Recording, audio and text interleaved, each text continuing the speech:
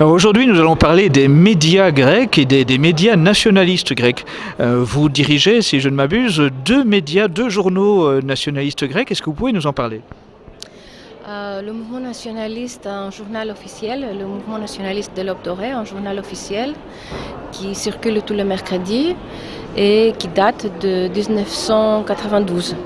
En ce qui concerne le journal que je dirige, c'est le journal Embros, ce qui signifie en avant. Et nous ne sommes pas un journal Aube dorée, nous sommes un journal nationaliste, mais qui soutient l'Aube dorée dans son combat pour la Grèce et pour l'Europe. Nous avons aussi des chaînes de télévision via l'Internet. Je présente une émission. Il y a d'autres,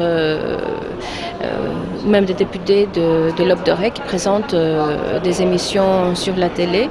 Et on couvre un grand vide qu'il y a dans les médias grecs sur la présentation de l'Aube dorée. On a une mauvaise présentation de ce que nous faisons, mais en outre, la présentation positive de ce que nous faisons, même pas positive, même égale à ce qui se passe avec les autres partis est presque inexistante. Alors, est-ce que vos médias sont les seuls médias politiquement incorrects qui existent en Grèce? Oui, il faut dire, je ne pense pas que oui, c'est politiquement incorrect, mais c'est une question de dire la vérité. C'est de ce qu'on souffre. C'est très rare d'avoir le courage de dire la vérité et de combattre pour que les Grecs ou les Européens sachent ce que c'est cette vérité et les encourager à se lever, à combattre eux-mêmes. Est-ce que, à travers ces médias, vous touchez, au-delà des Grecs installés en Grèce, également la diaspora grecque? Oui, surtout par l'Internet. Il y a des Grecs qui habitent en Australie ou aux États-Unis et qui sont très contents d'apprendre ce qui se passe en Grèce, de pouvoir apprendre, non pas de ce qui se passe en Grèce, mais d'apprendre ce qui se passe d'une manière objective, de leur fournir un espoir pratique pour ce qui peut se faire pour améliorer la situation. Alors, comment les autres médias vous voient en tant que concurrents qu'ils désapprouvent ou bien qu'ils nient tout simplement et dont ils ne tiennent absolument aucun compte? Est-ce que vous avez, lors d'événements, des conférences de presse, est-ce que vous avez l'impression que les médias du système vous voient comme des concurrents ou pas? Je ne pense pas qu'on nous voit comme concurrents, mais pas qu'ils nous nient, parce qu'il y a plusieurs fois où nous mettons sous la lumière des choses qui se passent, soit à la société, soit dans le gouvernement, et puis ils reprennent notre reportage. Surtout, on ne dit pas d'où ça vient, mais je sais qu'il y a beaucoup de députés grecs de différents partis et des journalistes d'autres médias qui lisent et écoutent ce que nous avons à dire. Alors vous me disiez que le journal que vous dirigiez n'était pas le journal de l'Aube dorée, mais un journal qui soutient d'une certaine façon le travail d'Aube dorée. Est-ce que cela vous permet, à travers ce média, de toucher donc des personnalités extérieures au parti, de toucher des intellectuels extérieurs au parti? Ce que nous voulons faire, c'est pour ça que nous avons créé ce journal, c'est de permettre à des hommes qui sont proches à l'idée de l'État souverain, de l'État qui soit dans son origine peuplé par des Grecs de souche et qui respectent les traditions, qui respectent la foi chrétienne qui est prévalente dans notre pays. Il faut que les encourager à se concentrer à ce qui est essentiel.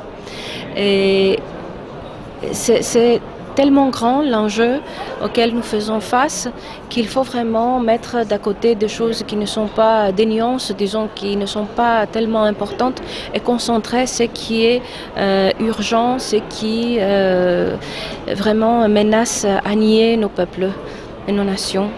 Et ça, c'est le but de notre journal. Et je pense, oui, que nous y arrivons parce que nous avons des personnalités, des journalistes, des chefs de présidents de différents groupes,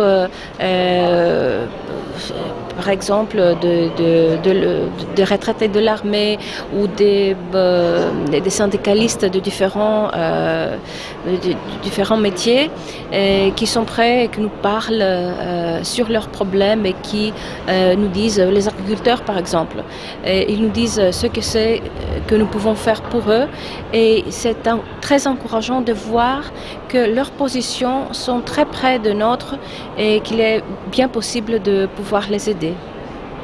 Alors, une question annexe, l'image du parti Aube Dorée en Europe de l'Ouest est, on va dire, très, très déformée, très, très abîmée.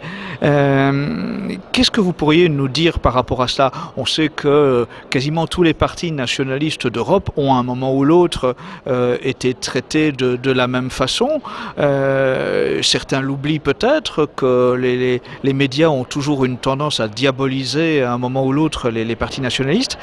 Qu'est-ce que vous pourriez dire par rapport à cette désinformation à propos de votre mouvement? C'est une désinformation bien voulue, bien organisée. Je suis tout à fait d'accord avec ce que vous venez de dire, que tous les mouvements nationalistes européens, à un moment ou à un autre, ont été accusés d'être des extrémistes et tout ça. Et nous ne pouvons répondre que par notre travail et par montrer qui nous sommes vraiment. Dans tout le mouvement, il y a des extrémistes, il y a des personnes qui s'habillent d'une certaine manière, qui se comportent d'une certaine manière. Et nous, de notre part, moi comme journaliste, mais aussi le parti de l'Aube Dorée, d'après ce que je connais, n'encourage pas des tactiques extrémistes. Nous sommes pour un combat qui soit fondé sur des principes et qui soit dans les limites de la légitimité. Alors je pense qu'il serait utile aussi que vous présentiez le profil de vos 3 députés européens, parce qu'il est tout à fait à l'opposé de l'image qui est diffusée d'Aube Dorée en France ou dans le reste de l'Europe.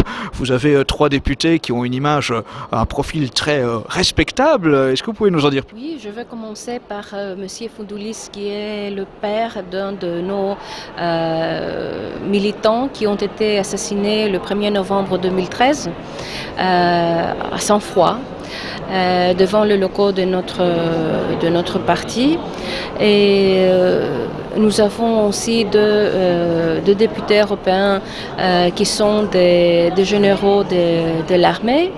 Et ils sont des patriotes.